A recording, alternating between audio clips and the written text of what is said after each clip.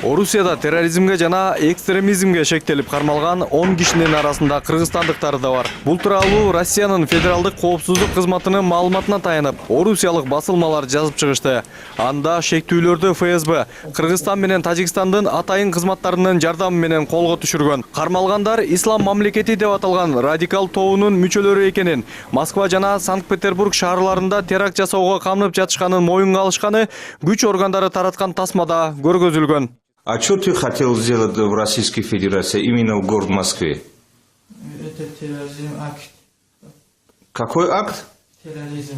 Террористический акт, да? Да. С кем? Это того. Того? Да. Гражданин какой государства того? Кыргыз. Киргизия, да? Да. Сам откуда? Я Таджикистан. Орусиянын федералдык кызматы тараткан маалыматка караганда 12 ноябрда кармалгандардын көбү Борбор Азия өлкөлөрүнүн жарандары. Алар Москва жана Санкт-Петербург шаарларында жүргүнчүлөрдү ташуучу унаалар менен метро станциялары сыяктуу эл көп топтолгон жерлерди жардырууну көздөшкөн. Шектүүлөрдөн колго жасалган жардыргыч заттар, курал-жарак жана ок-дарылар алынган. Буга чейин эле байкоодо жүргөн экстремисттер террористтик акттарды жасоону пландашкан. 12 ноябрда өткөрүлгөн ыкчам иликтөө иш-чараларынын жыйынтыгында Москва жана Санкт-Петербургтан 10 террорист кармалды. Алардан жасалма бомба, автоматтык куралдар, ок-дары жана байланыш каражаттары табылды. Азырынча бул факт боюнча Кыргызстандын улуттук коопсуздук комитети расмий маалымат таркат элек. Эксперттер болсо мындай кабарды кооптонуу менен кабыл алышты. Себеби буга чейин атайын кызматтар жакынкы чыгышта 500дөй кыргызстандык согуштук аракеттерге аралашып жүрсө, алардын 70ке жакыны каза болгонун билдиришкен. Чекисттердин айтымында учурда Сирияда Борбор Азия аймагынан эле 2000ден ашык адам согушуп жүрөт. Алар аймакка олуттуу коркунучтарды алып келиши мүмкүн.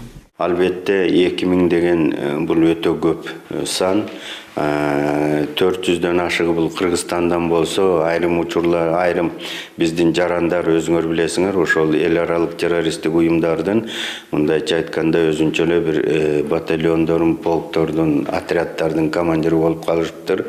Мына азыр непосредственно жана Сирия өкмөттүк аскерлерге каршы чабуулга өтүп, ош жерде багы согуш жүргүзүп атышат. Мындан тышкары Токон Мамытов аймакта эл аралык террористтик топтордун буйругу күтүп жаткан чакан топтор бар экенин, алар жүздөп саналышы мүмкүндүгүн жокко чыгарбайт.